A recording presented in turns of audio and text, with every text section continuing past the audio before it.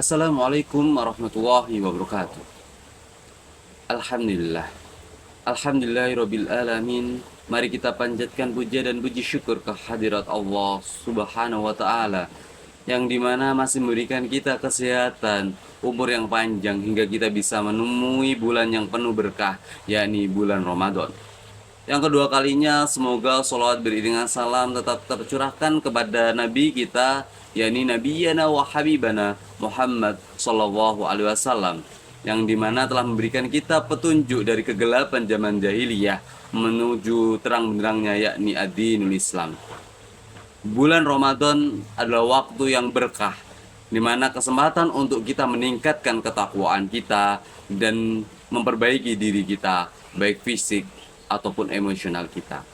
Puasa bukan hanya melatih pengendalian diri kita dari lapar ataupun haus, tapi lebih dari itu bisa menjadi meregulasi emosi kita untuk menjadi yang baik, menghilangkan atau melatih diri kita dari emosional negatif yang ada pada diri kita. Ada 3 macam orang dalam berpuasa, yakni yang pertama adalah orang puasanya orang awam yang hanya menahan hawa nafsu berupa lapar dan haus saja.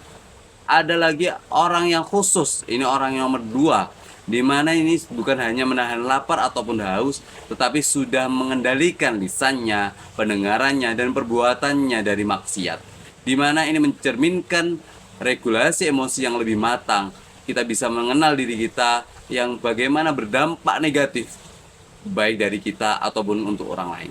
Yang selanjutnya adalah orang yang super khusus, di mana orang ini bukan hanya tadi menjaga mengendalikan lisan, pendengaran, ataupun lainnya, tapi sudah dalam dirinya merubah mindsetnya menjadi lebih religius.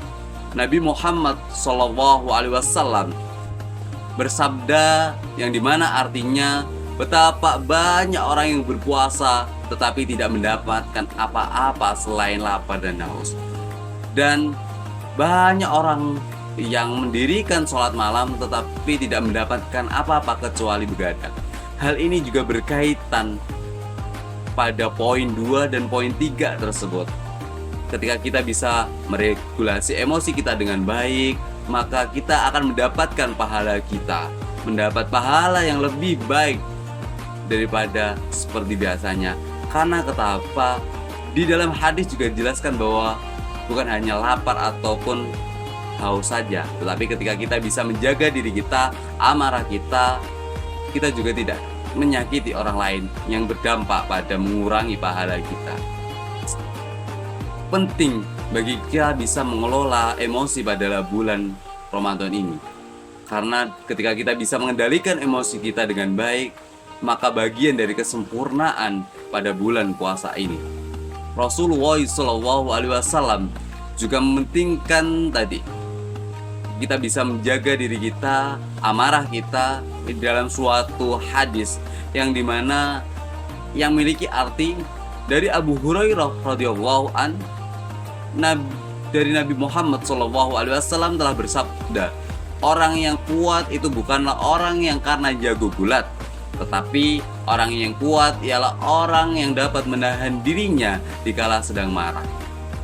Bulan puasa ini pasti banyak cobaan, mungkin yang kelas 12 harus belajar lebih ekstra untuk belajar nantinya untuk jenjang karir selanjutnya. Yang kelas 11 atau 10 tadi yang sedang dalam proses belajar, mungkin malas ataupun lainnya, itu juga kita untuk bisa meningkatkan itu menjadi yang lebih baik. Bagaimana sih strategi dalam mengelola emosi? Yang pertama adalah pada di bulan Ramadan ini, yakni adalah menjaga niat dan kesabaran, dimana kita untuk menguatkan niat kita biar tahu nih, tujuan puasa pada tahun ini itu apa, dan meningkatkan kesabaran kita dan kebersyukuran kita.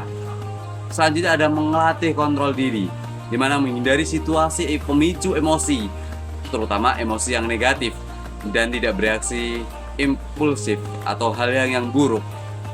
Selanjutnya adalah kita dapat memperbanyak doa dan zikir. Contohnya, ini juga sebagai bentuk terapi. Contohnya membaca Al-Quran, wiritan, dan menguatkan kualitas ibadah kita untuk menjadi baik, di mana hal ini juga bisa meredam, mendinginkan hati dan pikiran kita, serta kedamaian dalam diri kita.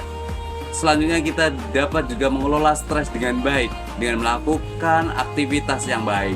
Contohnya lebih banyak istirahat yang teratur, istirahat yang cukup, olahraga yang ringan yang bisa kita lakukan, ataupun dengan hobi kita yang lebih bermanfaat.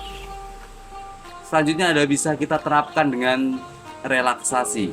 Contohnya kita bisa dengan pernafasan atau membangun mindfulness diri kita untuk menjadi lebih baik, ataupun dengan mungkin yang ngabuburit bisa ngobrol dengan orang tua, ngobrol dengan adik, ataupun hanya menyiram kembangan, itu juga bentuk terapi. Yang terakhir ini yang terutama sangat penting, yakni kita bisa memaafkan diri kita, bisa berdamai dengan diri kita. Karena kenapa? Ketika kita tidak bisa berdamai dengan diri kita, maka emosional yang ada pada diri kita tidak akan bisa selesai. Hanya mengganggu hati, mengganggu pikiran, yang dimana bisa mengurangi pahala pada bulan puasa ini. Ketika kita sudah itu, maka kita akan memiliki manfaat yang baik. Nanti kualitas ibadahnya akan lebih baik. Menjaga hubungan sosialnya akan tetap adem ayem, tidak ada namanya bully atau rasan-rasani, sifat iri dan dengki dengan teman, saudara, tetangga, itu akan lebih berkurang. Selanjutnya adalah pasti meningkatkan kesehatan mental kita dan fisik kita. Kita tidak suka marah, yang biasanya tiba-tiba marah bisa tekanan darahnya tinggi, itu kan juga bisa. Mental kita lebih nyaman, lebih santai dalam menikmati bulan Ramadan yang penuh berkah ini. Selanjutnya bisa membentuk kebiasaan yang positif dari kita.